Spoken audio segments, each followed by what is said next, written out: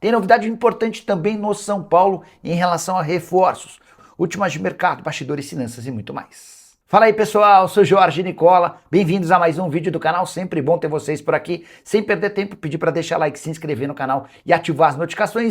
Agora sim, bora começar o vídeo com aquele tradicional giro de notícias. E a primeira informação é importante. Marcos Leonardo, que quase virou reforço do São Paulo na temporada passada, está perto de se tornar atleta do Ajax.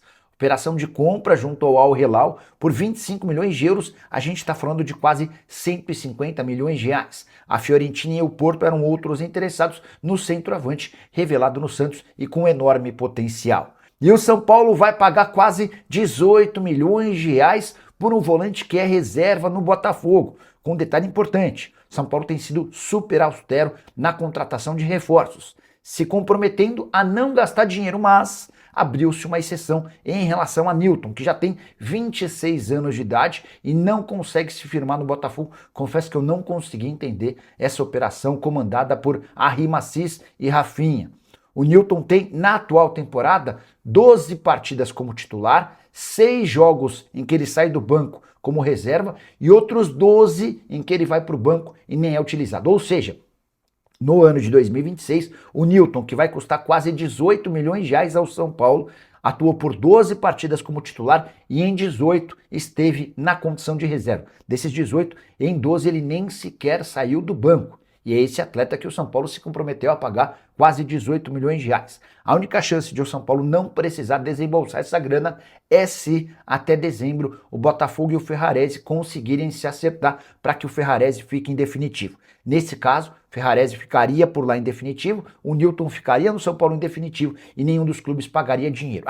Só para completar, importante registrar que o Ferrarese havia sido comprado do Grupo City por 4 milhões e 200 mil euros. Agora o São Paulo tenta empurrá-lo em definitivo para o Botafogo por 3 milhões de euros, tomando um prejuízo de 1 milhão e 200 mil euros. Confesso não entender mais esse negócio de Arrima Assis e companhia. Só para completar, em relação ao São Paulo, tricolor que recusou proposta de empréstimo do Internacional pelo André Silva e ouviu Carlos Coronel, goleiro reserva do São Paulo, rejeitar uma mudança para o Los Angeles Galaxy. Nesse sábado, o tricolor fez 2 jogos treino, vitória por 1-0 contra o Primavera, gol do Arthur, vitória por 4-1 contra o Santo André com gols de André Silva, Rian Francisco e Gustavo Santana, que marcou 2 vezes. O Corinthians é o único clube que consegue contratar através do calote, escreve o Gilmar Lima. O Erivan Alencar, jogadores liderados pelo São Paulo para procurar outro time já tem algum destino? Jogadores liberados pelo São Paulo. O São Paulo está tentando se livrar, por exemplo, do Luan e do Tolói desde o começo do ano. Mas está difícil, tá? A verdade é que o Luan e o Tolói não estão muito acelerados nesse processo, não. A tendência é que eles fiquem até dezembro. O Matheus Belém é que acabou sendo negociado, ele vai para o Kabala, lá do Azerbaijão. Vai em definitivo, sem que o São Paulo receba qualquer compensação financeira. O tricolor fica com 20% do valor de uma venda futura. Fala tudo sobre o meu tricolor. São Paulo, Uberlândia, Minas Gerais. Ronaldi, o Newton está praticamente fechado, ele deve ficar até o fim do ano, com a perspectiva de compra em definitivo, sonhando que o Ferrarese e o Botafogo se acertem. Ainda não há busca por outros reforços, tratativas com a XP seguem emperradas, tá? E o São Paulo tem proposta por Bobadilla. O volante que disputou a Copa do Mundo pela seleção paraguaia se apresenta nesta segunda-feira depois de alguns dias de folga. Ele esteve em 4 dos 5 jogos da seleção paraguaia. Foi titular em 2, reserva em outros 2. Na partida que causou a eliminação do Paraguai contra a França, o Bobadilla nem sequer saiu do banco de reservas. Quero te contar que o São Paulo colocou na cabeça que o Bobadilla é o cara para que o São Paulo garanta dinheiro. O tricolor precisa de pelo menos uma grande venda na janela da metade do ano. Mas até esse momento, não existem propostas oficiais. Algumas sondagens, procuras de empresários, tentando intermediar acordo. Nada que possa ser chamado de uma negociação mais efetiva. Bobadilla, que havia sido comprado do Cerro Porteño em 2024 por 2 milhões e 700 mil euros. Hoje, de acordo com o Transfer Marketing, volante de 24 anos de idade, está avaliado em 6 milhões de euros. Seu contrato com o São Paulo se encerra em dezembro do ano que vem. Temporada atual de 28 jogos, 3 gols e 5 assistências. O São Paulo sonha em vender o Bobadilla por algo na casa dos 10 milhões de euros. Mas se a ideia é que a Copa do Mundo o valorizasse, a tendência é que isso não ocorra. O fato de ter sido reserva em 2 partidas e nem ter entrado no jogo contra a França certamente não contribui. Esse contrato do São Paulo com a Live Nation, não sei se é esse nome, a live, quer ver? São Paulo, Morumbi, live, contrato, shows. É Live Nation? É Live Nation, tá? Esse contrato do São Paulo com a Live Nation, é Live Nation, tá? Não sei se é esse nome, cheira muito mal. Como se cede o estádio do time em datas de rodada? Sabe de algo? Vamos lá, Léo. O São Paulo estava desesperado, como continua desesperado por dinheiro, né? E aí aparece a Live Nation topando bancar, topando a crescer valores para shows. O São Paulo faturava R$1,5 milhão por mês com shows. R$1,5 milhão por dia. Então, se você fechar 3 dias de show, você tinha R$4,5 milhões.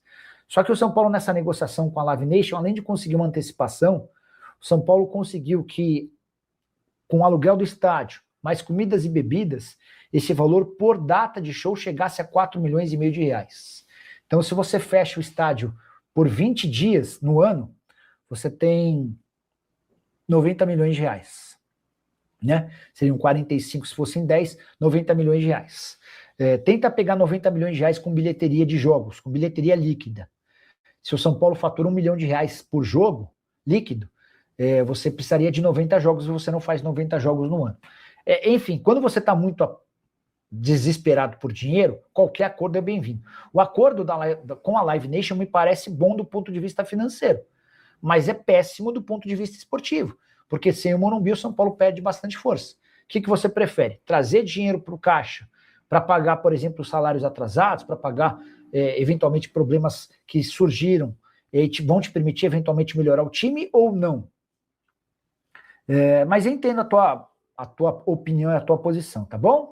Ó, Júlio César, representante brasileiro do Von Berger, sugeriu ao Rafinha a contratação na quarta-feira do Von Berger, tá livre, tá? O Rafinha ficou de avaliar e dar uma resposta, mas ainda não houve esse feedback, tá? Então o São Paulo não se animou ou ainda não terminou a avaliação. Então só para quem está chegando agora, Andrés Von Berger, atacante argentino, que se naturalizou esloveno, estava no São Lourenço na temporada passada, foi sugerido ao São Paulo na quarta-feira. E o Rafinha ficou de dar um feedback para o empresário dele, para o Júlio César, nos próximos dias. Esse feedback ainda não chegou. José Canali e Von Berger no São Paulo e o André Silva no Inter. Henrique, o Canali foi especulado por uma conta chamada Radar da Bola, tá? Não sei se é azar meu, mas toda vez que o Radar da Bola posta alguma coisa, a informação é o contrário. Por exemplo, eles postaram ontem que o Dourado do América do México interessa ao Atlético. Fui checar com o pessoal do Atlético, os caras descartaram. Fui checar sobre José Canali no São Paulo, também descartaram. Sobre o Von Berger, eu converso com alguma frequência com o empresário dele. Quer ver, ó? Júlio, boa noite. Tudo bem por aí? Sobre o Von Berger, o Júlio César me contou na quarta-feira que indicou o Andrés Von Berger ao São Paulo. O Dorival pode querer centroavante e o Rafinha ficou de ver, tá?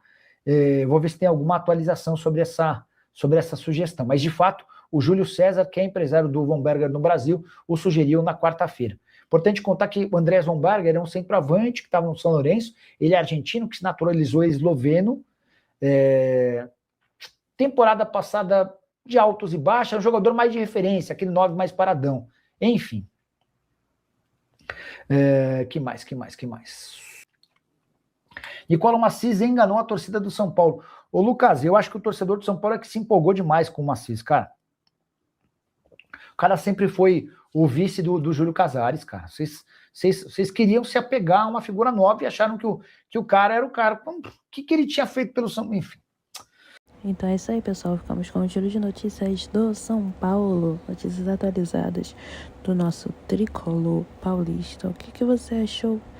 Deixe no comentário a sua opinião. Não esqueça de deixar o seu like, se inscrever no canal, ativar o sininho de notificação para ficar por dentro de tudo mesmo que a gente posta e publica aqui com muito amor e carinho para vocês.